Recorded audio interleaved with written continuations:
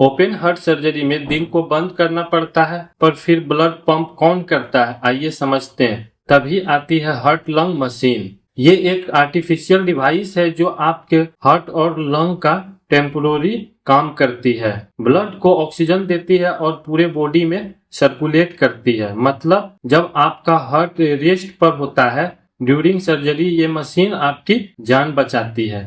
Science ने क्या कमाल की है ना। इसी वजह से कॉम्प्लेक्स सर्जरी भी सेफ बन गई है। हेलो फ्रेंड्स, मेरा नाम है निखिल और आप देख रहे हैं ओटी मेडिकल लेक्चर। आज डिटेल में एक्सप्लेन करूंगा हार्ट लंग मशीन। इस वीडियो में बात करेंगे हार्ट लंग मशीन का फ्लो चार्ट कैसे काम करता है, क्या होता है हार्ट लंग मशीन, टाइप्स और ईसीएमओ के टेक्निक को जानेंगे। कब इसका यूज होता है, इसका कंपोनेंट्स क्या है। चलिए वीडियो को शुरू करते हैं। अगर इस चैनल पे आप नए हैं तो चैनल को लाइक और सब्सक्राइब कर लें और साथ ही बेल आइकन को प्रेस कर लें, जिससे कि आपके पास नए वीडियो का नोटिफिकेशन आ पाए। चलिए शुरू करते हैं हार्ट लंग मशीन। ये जो आप फिगर देख रहे हैं ये है हार्ट लंग मशीन का। आगे बढ़ते हैं, इसका पहले फ्लो चार्ट को हम देख लेते हैं किस तरह से ये वर्क करता है।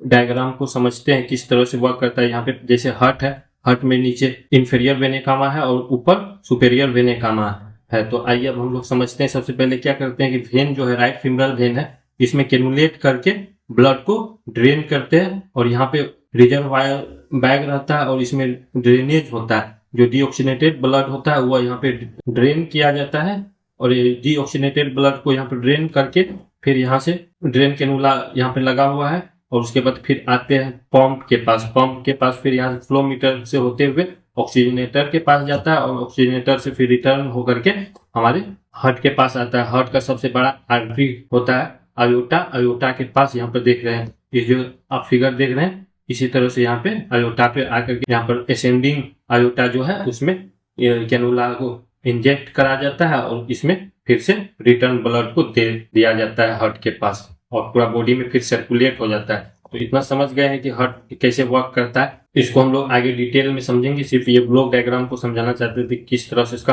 फ्लो होता है। और यहाँ पर देखिए इंफीरियर वेना कावा है, यहाँ पर डिसेंडिंग अयोटा को दिख रहा होगा और लेफ्ट फीमरल आर्टरी यहाँ पर है। और इसका टेक्निक होता है यहाँ से फीमरल वेन से ड्रेन किया जाता है और फिर रिटर्न फीमरल आर्टरी से भी होता है। इसका आगे हम लोग टेक्निक में देखेंगे किस तरह से इसका वर्क करता है। और आगे बढ़ने से पहले एक बार पहले हार्ट का किस तरह से फंक्शन करता है उसको पहले समझ लेते हैं, फिर आगे बढ़ते हैं। ये इंफीरियर वेना कावा है जो बॉडी का लोअर पार्ट का जितना ब्लड है डीऑक्सीनेटेड ब्लड उसको यहाँ से कैरी करके ला करके राइट आर्टरियम के पास लाता है और ऊपर का जो सुपेरियर वेना कावा है ये भी यहाँ पर लाता है। फिर यहाँ से ट्रैकर स्पीड से आकर के राइट वेंट्रिकल के पास आता है। फिर यहाँ से पल्मोनरी आर्टरी के द्वारा लंग्स में जाके फिर लंग्स से हमारे पल्मोनरी वेन के द्वारा फिर ब्लड आता है कहाँ, लेफ्ट आर्टरियम के पास, फिर यहाँ से लेफ्ट वेंट्रिकल और यहाँ से थ्रू द अयोटा पूरा बॉडी में। तो इतना तो समझ गए होंगे, ये रफली हम समझा रहे थे तो आप लोग को पहले से पता होगा। तो चलिए हम लोग आगे वीडियो को स्टार्ट करते हैं किस तरह से वर्क करता है। और ये डायग्राम है,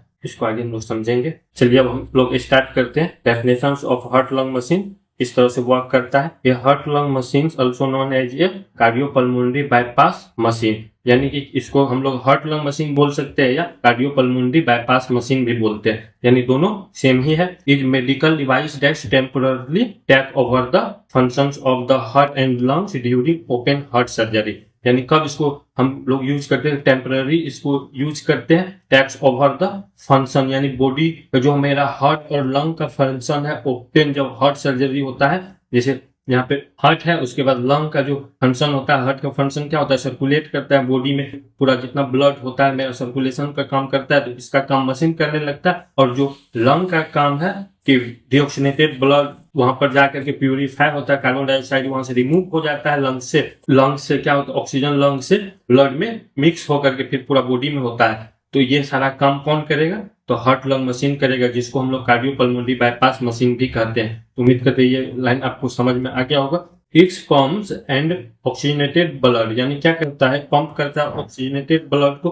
कौन, हार्ट लंग मशीन करता है। प्रोवाइडिंग ए टेम्पोररी सर्कुलेटरी, यानी जब तक सर्जरी का वर्क होगा जब तक हार्ट प्रॉपर फंक्शनिंग के लिए तैयार नहीं होगा, रेडी नहीं हो जाएगा, तब तक क्या करेगा, हार्ट लंग मशीन उसका वर्क करेगा। And respiratory support while the heart is stopped by bypass, यानी जब बाईपास सर्जरी होता है उस टाइम में क्या करते हैं, हार्ट को स्टॉप कर देते हैं। कार्डियोप्लेजिया उसको बोला जाता है। कार्डियोप्लेजिया यानी कि हार्ट जो होता है पैरालाइज कर दिया जाता है। हार्ट का जो मसल्स होता है वो कॉन्ट्रैक्ट और रिलैक्स उस टाइम में नहीं होता है। अगर कॉन्ट्रैक्ट और रिलैक्स होगा तो हार्ट का जो सर्जरी करने में डिफिकल्टीज होगी, ठीक से नहीं हो पाएगा। तो उम्मीद करते हैं आप समझ गए होंगे कि किस तरह से काम करता है। सबसे पहले इतना समझिए, हार्ट लंग मशीन जो हार्ट लंग मशीन ये किस तरह से वर्क करता है। जैसे मेरा बॉडी फंक्शन करता है, ये हार्ट क्या करता है, सर्कुलेट करता है, और लंग क्या करता है, प्यूरिफाई करता है। तो ये दोनों काम मशीन करने लगता है, यानी कि हार्ट से हमारा जो नेचुरल वर्क जो होता है वो चले जाता है मैकेनिकल वर्क के लिए। तो आप समझ गए होंगे किस तरह से होता है।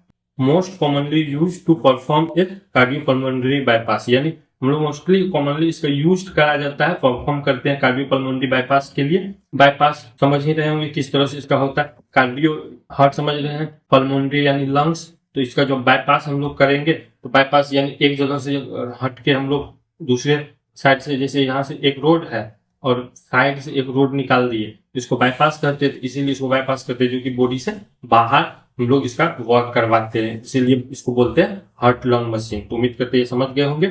CBP allows for the heart to stop beating, which makes it easier to operate on, and surgeons can operate in blood-free area।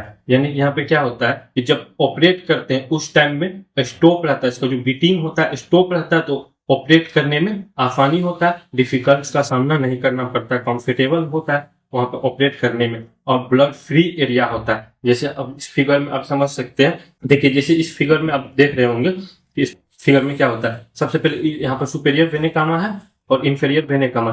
ये बॉडी के नीचे वाले पार्ट से डीऑक्सीनेटेड ब्लड लाए और ये ऊपर वाले पार्ट से डीऑक्सीनेटेड ब्लड लाए, और यहीं से ब्लड को सक कर लिया जाता है। ब्लड को जब सक करेंगे तो यहाँ पर रिजर्वायर के पास आ जाएगा, रिजर्वायर के पास स्टोर होगा, और जो हार्ट में जो रिमाइंड जो यहाँ पर इसका चैम्बर में जो बच चुका है, यहाँ पर आर्ट्रियम, उसके बाद वेंट्रिकल, राइट आर्ट्रियम और राइट वेंट्रिकल, फिर लेफ्ट आर्ट्रियम और लेफ्ट वेंट्रिकल के पास जो ब्लड बच गया ऑपरेट के समय में, उसको हम लोग क्या करते हैं, ऑपरेशन सक्शन से फिर इसको सक करके इसको कहाँ पे हम देते हैं, फिर रिजर्वायर में इसको स्टोर कर लेते हैं। तो उम्मीद करते हैं समझ गए होंगे। और इस यहाँ पर जो लगाते हैं हम वेन के पास लगाते हैं, पहले जो ड्रेन करते हैं, जो भी कैनुलेट होगा वो ड्रेन होगा, तो उस सबसे पहले वेन से ड्रेन करवा करके रिजर्वायर के पास लाएंगे ब्लड को। तो उम्मीद करते हैं आप समझ गए होंगे। फिर उसके बाद आता है ऑक्सीजनेटर के पास। ऑक्सीजनेटर के पास आने के बाद क्या होता है, यहाँ पर जो वेस्ट रहता है, जैसे कार्बन डाइऑक्साइड रहता है, उसको ऑक्सीजनेटर क्या करता है, रिमूव कर देता है और उसमें ऑक्सीजन ऐड कर देता है। फिर वहां से आता है कहाँ, रोलर पंप के पास। रोलर पंप इसको आगे की तरफ पुश करता है। फिर फिल्टर के पास, जैसे इसमें आया क्लोटिंग फैक्टर वगैरह होगा, तो उसको जितना क्लोट बना है क्लोट को रिमूव कर देगा, और यहाँ से प्योर फिर एरोटिक जो कैनुला है उसके थ्रू एरोटा में फिर इसको दे दिया जाएगा। एरोटा से पूरा बॉडी में होता है, तो यहाँ जो हार्ट का जितना वर्क था, हार्ट का वर्क कौन कर दिया, मशीन बाईपास कर दिया। तो यहाँ से लंग और हार्ट का वर्क मशीन कर दिया। तो उम्मीद करते हैं ये समझ गए होंगे। इसमें और कुछ कुछ कंपोनेंट्स है जो आगे हम लोग समझेंगे, जैसे कि हीट एक्सचेंजर होता है। चलिए आगे बढ़ते हैं। ये वाले भी आप लोग समझ गए होंगे कि किस तरह से वर्क करता है। देखिए यहाँ पे ओपन हार्ट सर्जरी आपको दिख रहा होगा। अब देखिए यहाँ पर types of heart lung machine, यानी टाइप्स, इसका हम लोग देखते हैं क्या होता है। CBP यानी कार्डियोपल्मोनरी बाईपास। सबसे पहले एक नंबर में CBP is use for shortage term support during cardiac surgery, यानी हम लोग शॉर्ट टाइम के लिए इसको यूज करते हैं। कब, जब कार्डियक सर्जरी होगा उस टाइम इसका यूज करते हैं, ड्यूरिंग कार्डियोवैस्कुलर सर्जरी, यानी जब हम कार्डियक का सर्जरी करेंगे उस टाइम इसका यूज करेंगे। 2 नंबर में जैसे है इक्मो, यानी इसको ECMO बोलिए चाहे इक्मो बोलिए, एक्स्ट्रा कार्पोरल मेम्ब्रेन ऑक्सीजनेशन इसका होता है। एक्स्ट्रा कार्पोरल मेम्ब्रेन ऑक्सीजनेशन इसका यूज कब होता है। ECMO is primarily use for long term support, यानी पेशेंट को लॉन्ग टर्म सपोर्ट कब दिया जाता है, अगर उसका हार्ट का वॉल में कोई प्रॉब्लम हो जाएगा, हार्ट से रिलेटेड कोई प्रॉब्लम होगा, चाहे रेस्पिरेटरी सिस्टम में। मोस्टली इसका यूज रेस्पिरेटरी सिस्टम में ही किया जाता है। इसको तब जाकर के यूज किया जाता है। इसका भी टेक्निक है, हम लोग हार्ट का भी प्रॉब्लम होगा उस टाइम में भी लगाते हैं, लेकिन मोस्टली इसका जब लंग्स का कोई दिक्कत होगा उस टाइम में हम लोग इसको लगाते हैं। यानी सपोर्ट करते allow the lung and heart to recover, यानी दोनों रिकवरी के लिए इसका यूज करते हैं। अगर हार्ट जैसे हार्ट है, हार्ट का सर्जरी हुआ है, अगर हार्ट का सर्जरी हुआ है तो उस टाइम में कुछ दिन के लिए जब तक हार्ट को रिलैक्स मोड पे नहीं रखेंगे तो फिर ये प्रॉपर रिकवर नहीं हो पाएगा और वर्क अपना जो फंक्शन होता है वो प्रॉपर नहीं कर पाएगा। इसीलिए हम लोग इसको इक्मो मशीन पर कुछ दिन के लिए लॉन्ग टर्म के लिए रखते हैं, 1 वीक 2 वीक तक पेशेंट को सपोर्ट देते हैं। तो उम्मीद करते हैं ये दोनों टाइप समझ गए होंगे कि कार्डियोपल्मोनरी बाईपास कब यूज किया जाता है, उसके बाद इक्मो कब यूज किया जाता है। तो चलिए आगे बढ़ते हैं।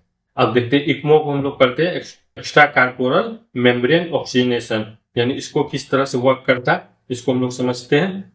दोनों का जो टेक्नोलॉजी होता है एक ही समान होता है। इसका जो ब्लॉक डायग्राम है किस तरह सिर्फ कैनुलेट करने का जो फंक्शन होता है वो थोड़ा सा चेंज होता है।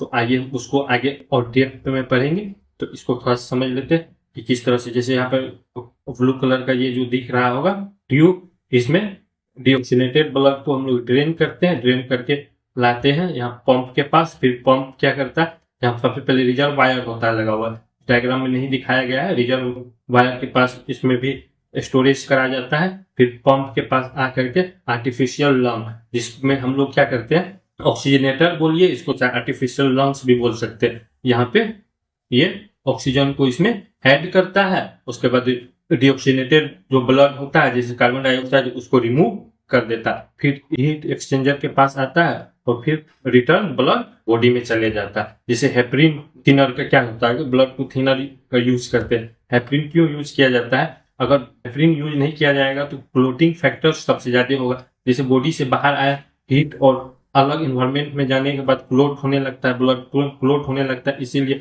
हेपरिन देते हैं। एंटीकोगुलेंट होता है जो कि उसको कोगुलेशन होने नहीं देता और क्लोटिंग नहीं होता, थ्रोम्बस नहीं तो होगा फिर आगे दिक्कत होगा। तो ये आप समझ गए होंगे। आगे हम लोग फिर बढ़ रहे हैं किस तरह से इसका टेक्निक होता है। टेक्निक को हम लोग समझते हैं टाइप्स ऑफ इक्मो, यानी कि ईसीएमओ का जो टेक्निक है इसका टाइप्स और भी बोल सकते हैं या टेक्निक बोल सकते हैं। ये दोनों यूज किया जाता है। कब यूज किया जाता है, देखिए वेनोवेनस इक्मो होता है। सबसे पहले इसको समझिए वेनोवेनस क्या होता है, फिर हम लोग आएंगे वेनो आर्टियल इक्मो क्या होता है, इसको फिर समझेंगे। सबसे पहले वेनोवेनस में क्या होता है कि वेन से ही ड्रेन करा जाता है, फिर वेन से ही रिटर्न करा जाता है ब्लड को, उसको हम लोग बोलते हैं वेनोवेनस इक्मो। यानी वीवी और venovenous ECMO supports lung function primarily, यानी जब लंग फंक्शन प्रॉपर नहीं करेगा उस टाइम में हम लोग यूज करेंगे तो उसको वेनोवेनस बोलेंगे। The surgeons will place the cannula in the large vein, यानी लार्ज वेन में हम लोग कैनुलेट करते हैं। जैसे कि internal right internal jugular vein है, इसी में ज्यादा मोस्टली हम लोग इसी में यूज करते हैं। जब वेनोवेनस का बात आता है तो सबसे पहले हम लोग यहीं पर कैनुलेट करने का कोशिश करते हैं, फिर आगे अगर नहीं होता तो फिर हम आगे देखते हैं। Usually in the neck side में और based on the patient's age and condition, यानी एज और कंडीशन के अकॉर्डिंग इसको डिसाइड करा जाता है कि पेशेंट को कौन सा टेक्निक यूज किया जाए। सर्जन्स में use the place one special cannula and singles when, यानी जब हम लोग स्पेशल कैनुला यूज करेंगे तो सिंगल वेन में हम लोग स्पेशल कैनुला यूज करते हैं, जिससे क्या होता है कि हम ड्रेन भी कर लेते हैं फिर उसी से रिटर्न भी कर देते हैं ब्लड को, ऑक्सीजनेटेड ब्लड को फिर रिटर्न भी कर देते हैं उसी से, डीऑक्सीजनेटेड ब्लड को हम लोग ड्रेन भी कर लेते हैं। कैनुलेट टू डिफरेंस वेन, यानी हम लोग फिर प्लेस करते हैं टू कैनुलेट जो है in the two difference when में हम लोग जब यूज करते हैं तो डबल कैनुलेट करते हैं। Special cannula one vein has two channel, यानी इसमें 2 चैनल होता है। देखिए यहाँ पे 2 चैनल आपको दिख रहा होगा, किस तरह से 2 चैनल है। एक से हम लोग ड्रेन करते हैं, एक से फिर साइड बाय साइड से allow the ECMO pump to draw blood out through one channel and back in through other channel, यानी एक से हम लोग रिटर्न करते हैं फिर दूसरा से बैक कर देते हैं। तो ये उम्मीद करते वेनोवेनस आपको समझ में आ गया होगा। कब इसका यूज किया जाता है, जब लंग फंक्शन प्रॉपर नहीं कर पाता है उस टाइम में उसको प्राइमरीली यूज करते हैं वेनोवेनस उस टाइम में। और हम लोग वेनो आर्टियल को आइए समझते हैं किस तरह से ये वर्क करता है। वेनो आर्टियल इक्मो क्या होता है, इसको VA भी हम लोग शॉर्ट में बोलते हैं। Supports both ECMO, supports both यानी हार्ट एंड लंग दोनों का फंक्शंस का जो वर्क करेगा उसको हम लोग बोलेंगे वेनो आर्टियल, यानी वेनो आर्टेरियल जो सीएमओ होता है वो दोनों पे सपोर्ट करेगा, हार्ट और लंग दोनों का फंक्शन करेगा। उस टाइम में हम लोग बोलेंगे वेनो आर्टेरियल इक्मो। इसको क्या करता है, the surgeons will place two यानी कैनुलेट जो करता है, 2 कैनुला का यूज करते, one in the large vein, यानी लार्ज वेन ज्यादा मोस्टली हम लोग लार्ज वेन कहाँ पे है, यहाँ पे फिमरल जो वेन है, फिमरल वेन के पास करते हैं, उसके बाद फिमरल आर्टरी के पास यूज करते हैं, one in the large artery, so the bloods can be take out of a vein and returns into a artery.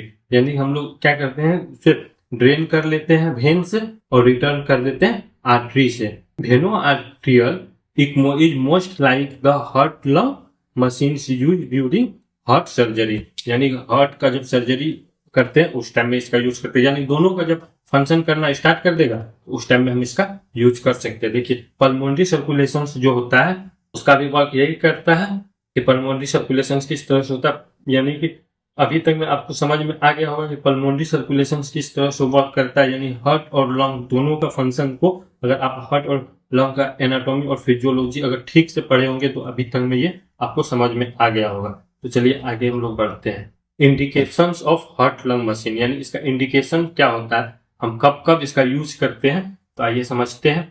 Coronary artery bypass grafting, यानी कॉर्नरी आर्टरी का जब ग्राफ्टिंग करते हैं, जब कॉर्नरी आर्टरी में क्या होता है, ब्लॉकेज आ जाता है, कॉर्नरी आर्टरी डिजीज होता है, जब ब्लॉकेज आ जाता है कॉर्नरी आर्टरी में, जैसे ये कॉर्नरी आर्टरी है, यहाँ पर अगर ब्लॉकेज आ जाएगा तो यहाँ से बाईपास, देखिए फिगर में आप समझिएगा, यहाँ पे जैसे कॉर्नरी आर्टरी आया, लेफ्ट कॉर्नरी आर्टरी है, यहाँ पे आया, अगर यहाँ ब्लॉकेज आ गया, जहाँ पे आप ये देख रहे हैं, ये अगर ब्लॉकेज आ गया तो हम लोग ग्राफ्टिंग करेंगे, यहाँ से ग्राफ्टिंग करके फिर इस एरिया में सपोर्ट कर देंगे, तो क्या होगा कि यहाँ से ब्लड बाईपास आना स्टार्ट हो जाएगा और इस एरिया में ब्लड मिलना स्टार्ट हो जाएगा, अगर यहाँ पर ब्लॉकेज आ जाएगा तो। उम्मीद करते हैं ये समझ गए कि CBP is use to allow surgeons to bypass blockage coronary arteries while the heart is stopped, यानी स्टॉप करके हम लोग इसका बाईपास ग्राफ्टिंग कर देते हैं, जो ब्लॉकेज रहता है उसको प्रिवेंट मिल जाता है। हार्ट वाल्व रिपेयरिंग, यानी हार्ट वाल्व का रिपेयरिंग करे चाहे रिप्लेसमेंट करे उस टाइम में यूज करते हैं। रिपेयर अगर उसमें कोई खराबी आ जाए, कोई डिजीज हो जाता है, स्टोनोसिस हो जाता है, उस टाइम में हम लोग इसका यूज करते हैं। CBP is necessary for repairing और रिप्लेसिंग डैमेज, यानी इसको हम लोग रिपेयर भी कर लेते हैं चाहे रिप्लेसिंग करते हैं, और दूसरा वाल्व का यूज करते हैं, डिजीज हार्ट लंग्स का जो डैमेज रहता है उसको हम लोग रिप्लेस कर देते हैं। हार्ट ट्रांसप्लांटेशन, यानी हार्ट का जो ट्रांसप्लांटेशन होता है उस टाइम में हम लोग इसका मशीन का सपोर्ट लेते हैं। CBP support circulation will the diseased heart and remove and replace with a healthy donor heart, यानी हम लोग जब इसको रिप्लेस करते हैं, उसको डोनेट करते हैं, उस टाइम में सपोर्ट करता है इसका।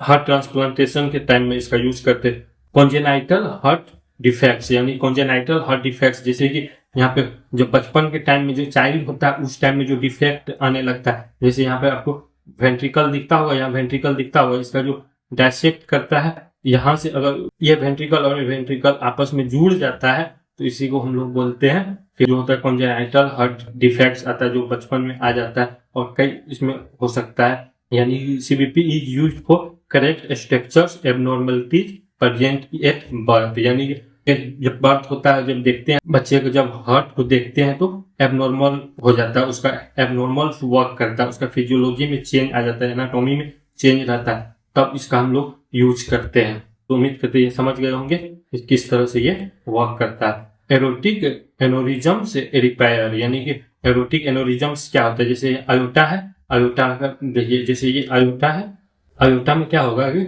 एनोरिज्म्स का मतलब होता है कि बैलून्स की तरफ फूलने लगता है और बाद में रप्चर होकर के यहाँ पर टूट जाता है। जैसे ये धीरे धीरे बैलून की तरफ फूल रहा है, फूलते फूलते फूलते फूलते ये खराब होने लगता है, तो इसको हम लोग क्लिपिंग करवाते हैं, इसको रिपेयर करवाते हैं, तब फिर ये प्रॉपर, क्योंकि बॉडी का सबसे ज्यादा प्रेशर कहाँ होता है, आयोटा के पास होता है, क्योंकि यहाँ पर वेंट्रिकल जो प्रेशर बनाता है सबसे पहले थ्रू द आयोटा के द्वारा जाता है, तो इसीलिए यहाँ पर होने का चांस रहता है। CBP helps maintain blood flow during the repairs of aneurysms in the aorta, aorta aneurysms का यूज करते उस टाइम में हम इसका यूज करते।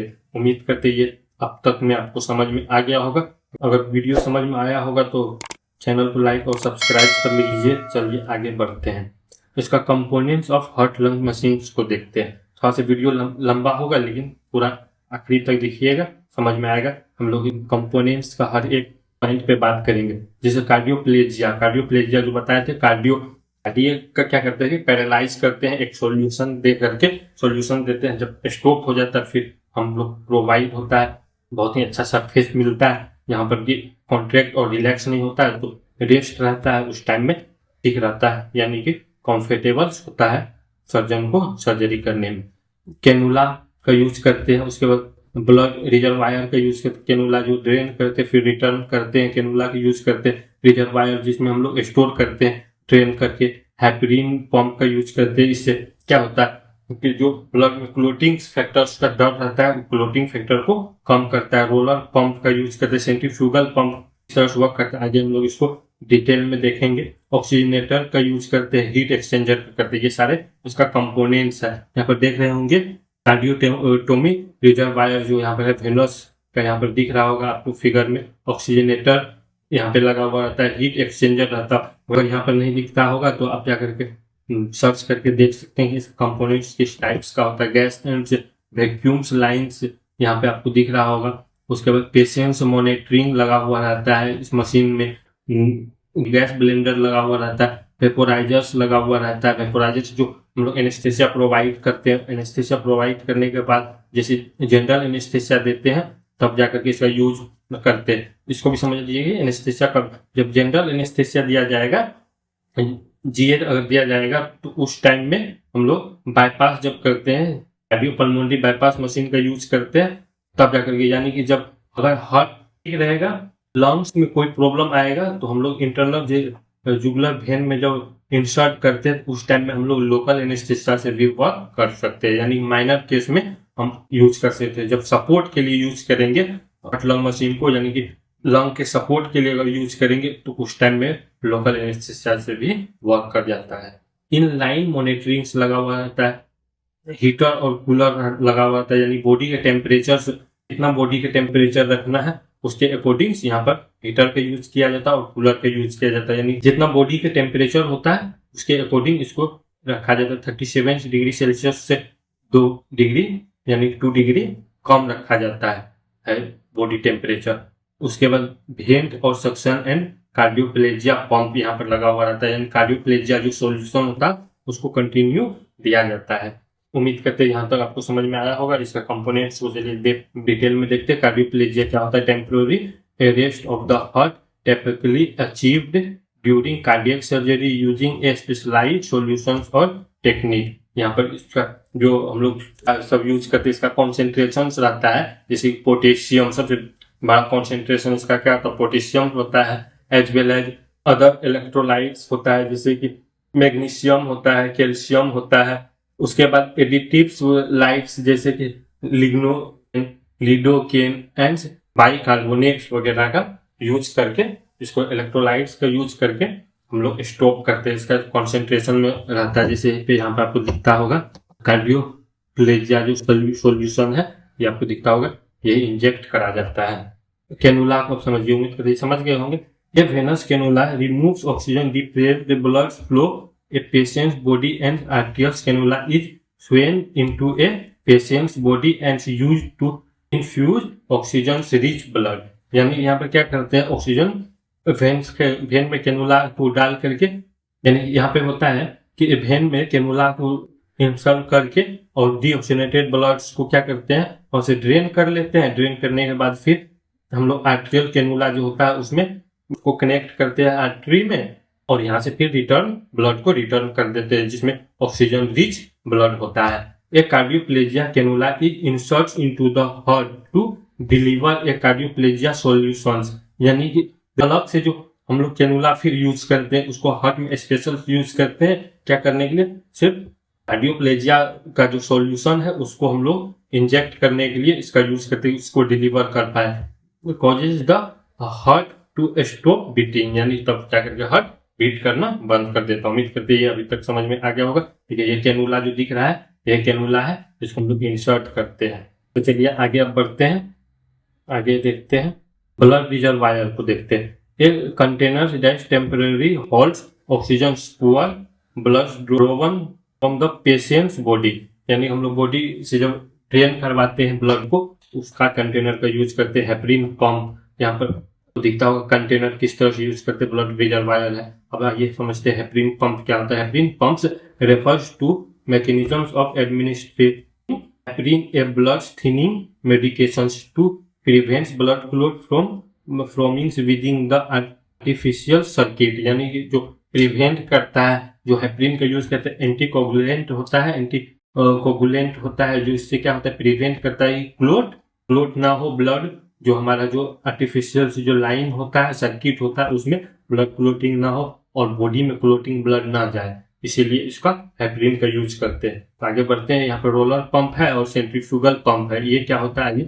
समझते हैं। रोलर पंप, सबसे पहले रोलर पंप एक types of positive displacement pump, यानी क्या करता है, ये पॉजिटिव डिस्प्लेसमेंट होता है। यहाँ पे आपको जैसे दिख रहा होगा, यहाँ पर एक पाइप है, ये वो इसका मैकेनिज्म क्या है, आइए हम लोग समझते हैं कि मैकेनिज्म क्या होता है। जैसे यहाँ पाइप है और यहाँ से कुछ दबाते हुए आएंगे, तो यहाँ पर अगर कोई फ्लूइड्स रहेगा तो ये आगे की तरफ मूव करेगा, इसी मैकेनिज्म पे भी वर्क करता है। जैसे यहाँ से ब्लड आता है तो यहाँ इस ट्यूब को प्रेस करके और फिर घुमा करके यहाँ देते हैं। इसमें क्या होता है कि जो आरबीसी जो होता है, आरबीसी को तोड़ देता है। ये पंप, रोलर पंप में ये एक तो डिमेरिट है, बाकी ये ठीक है। रोलर कंप्रेस्ड फ्लेक्सिबल ट्यूबिंग, यानी क्या करता है, कंप्रेस्ड करता है। जैसे बताया ना, यहाँ से कंप्रेस्ड करेंगे तो आगे की तरफ ब्लड फ्लो होता है। Pushing fluid forwards has they rotate, यानी रोटेट करते हुए इसको पुश करके आगे की तरफ फ्लो करवाता है। Is created by physically replacing the volume of fluid, यानी क्या होता है, जो फ्लूइड का वॉल्यूम होता है आगे की तरफ बढ़ने लगता है। तो इसका यही वर्क होता है। इसमें डिमेरिट यही है कि इसका जो आरबीसी होता है उसका रप्चर यानी कि टूटने का चांसेस होता है। सेंट्रीफ्यूगल पंप, अब सेंट्रीफ्यूगल पंप्स में क्या होता है, centrifugal a dynamic pump use a rotating impellers to impart, यानी कि यहाँ पर जो रोटेट करता है, जिस तरह से हम लोग हार्ट में मोटर पंप लगा हुआ रहता है, उसमें क्या होता है, रोटेट करते हुआ रहता है, एक पंप लगा हुआ रहता है, फिर ऊपर से पानी को निकालता है। सेंट्रीफ्यूगल यानी कि घूमते हुए जो पंप करेगा, तो इसको बोलेंगे जैसे यहाँ से इन करेगा और यहाँ से रोटेट करके फिर यहाँ से प्रेशर के साथ बाहर निकलेगा, तो इसको बोलते हैं हम लोग सेंट्रीफ्यूगल पंप्स। समझ रहे होंगे।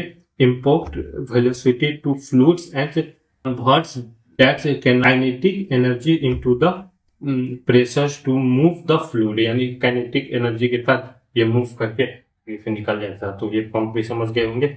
और आगे बढ़ते हैं। ऑक्सीजनेटर का यूज हम लोग देखते हैं, जिसको आर्टिफिशियल लंग भी बोलते हैं। The oxygenators, also known as a artificial lung, performs the functions of the lungs, यानी ये लंग का फंक्शन करता है। लंग जैसे बॉडी में क्या करता है, बॉडी से कार्बन डाइऑक्साइड को बाहर करते हैं, उसके बाद ऑक्सीजन को ऐड करते हैं, तो वही काम ये करता है, removing carbon dioxide and adding oxygen to the blood. तो समझ गए होंगे, यही ऑक्सीजनेटर।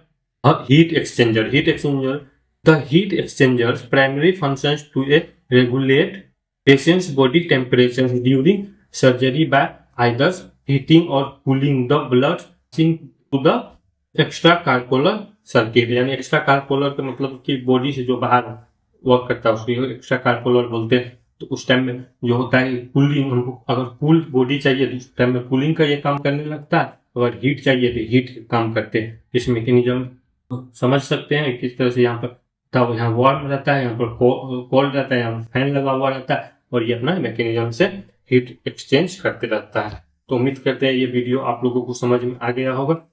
चलिए आगे बढ़ते हैं। तो फ्रेंड्स, आज के इस वीडियो में बस इतना ही।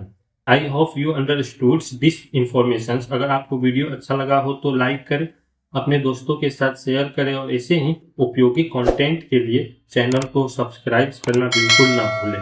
अगर आपके मन में कोई सवाल है या आप किसी खास टॉपिक पर वीडियो चाहते हैं तो नीचे कमेंट सेक्शन में जरूर बताएं।